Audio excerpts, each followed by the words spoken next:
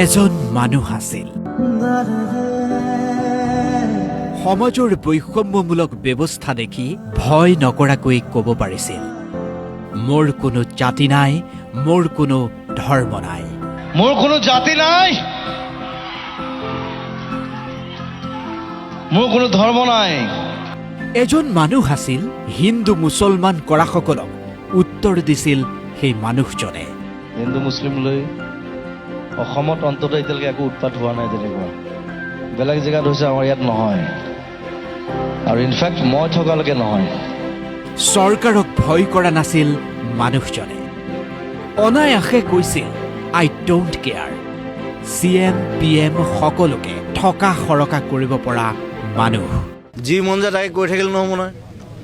যোনে নহওক, যোনে CM নহওক, যোনেই PM নহওক, মানুহজনে গছ ভাল পাইছিল, চৰাই ভাল পাইছিল। গছ ৰক্ষাৰ বাবে কৰিব খুজিছিল বিপ্লৱ। কিন্তু হঠাৎ এদিন মানুহজন নোহোৱা হ'ল।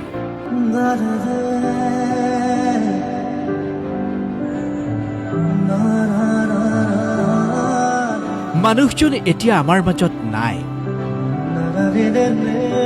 আজিৰ পৰা 2-3 বছৰ পূৰ্বে আপুনি হয়তো কেতিয়াবা ভাবিছিল মানুহজন নহ'লে অসমত কি হ'ব। তাৰ উত্তৰ আপুনি সোনকালে পালে। এতিয়া মানুহজন নাই। অসমৰ আটাইতকৈ চৰ্চিত মানুহজনৰ মৃত্যুৰ লগত যোগ হ'ল 2টা শব্দ, হত্যা আৰু ন্যায়। ধৰ্মৰ ভেদাভেদ বেয়া পোৱা মানুহজনৰ মৃত্যুৰ পিছত এছামে আনিলে ধৰ্মীয় পৰিচয়ৰ প্ৰসংগ।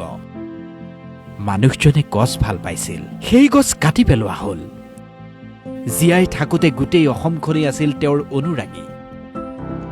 মৃত্যুৰ পিছত তাৰো বিভাজন হ'ল। নকলেও যেন অনুৰাগীৰ ক্ষেত্ৰত আহি গ'ল হিন্দু মুছলমান।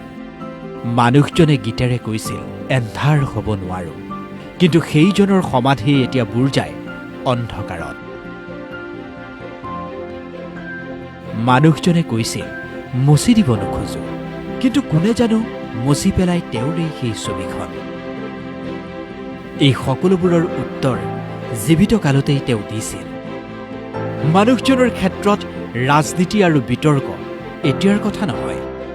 সময় আছিল নাগৰিকত্ব সংশোধনী বিধেয়ক বিৰোধী প্ৰতিবাদৰ। লামডিঙৰ এটা চক্ৰই বৰ্জন কৰিছিল মানুহজনক, কাৰণ মানুহজনে প্ৰতিখন মঞ্চতে সেই আইনৰ বিৰুদ্ধে সাব্যস্ত কৰিছিল প্ৰতিবাদ। বহু বিতৰ্কৰ অন্তত লামডিঙলৈ অনুষ্ঠান কৰিবলৈ গৈছিল মানুহজনে। মঞ্চৰ পৰাই কৈছিল, মই থকালৈকে অসমত নহ'ব হিন্দু মুছলমানৰ কাজিয়া। অসমত অসমীয়া আৰু বঙালীক লৈ মই উৎপাত হ'বলৈ নিদিওঁ। অসমীয়া বঙালী লৈ, হিন্দু মুছলিম লৈ অসমত অন্তত এতিয়ালৈকে একো উৎপাত হোৱা নাই তেনেকুৱা। বেলেগ জেগাত হৈছে, আমাৰ ইয়াত নহয়, আৰু ইনফেক্ট মই থকালৈকে নহয়। লামডিঙলৈ যাত্ৰাৰ সময়ত মানুহজনে এখন কাগজত লিখি গৈছিল এটা কবিতা, যি কবিতাই আছিল প্ৰত্যুত্তৰ সেইসকললৈ যিসকলে এতিয়াও মানুহজনৰে নামত ৰাজনীতি বিতৰ্ক কৰি আছে। মানুহজনে লিখিছিল, মোৰ প্ৰতিবাদী সত্তাৰ পৰিধি তহঁতে বুজি নাপাবি। মই নদীৰ পৰা সাগৰলৈ যাব পাৰোঁ, সাগৰৰ পৰা নদীলৈ মই ঘূৰিও আহিব পাৰোঁ। মাথো মোৰ ৰং সলনি হ'ব, পানীৰ সোৱাদ সলনি হ'ব। পাৰে পাৰে এৰি থৈ যাম অকল বালি, বালি আৰু বালি। বালি বৰ হিংস্ৰ, ঠাণ্ডাত শুকুৱাই নিব তোৰ তেজ, গৰমত উখহাই দিব তোৰ দুভৰি। খোজ কাঢ়িব পাৰ যদি আহিবি, মই চুমা খাম তোৰ ৰক্তাক্ত দুভৰিত। Be water, be shapeless. News desk, DY365।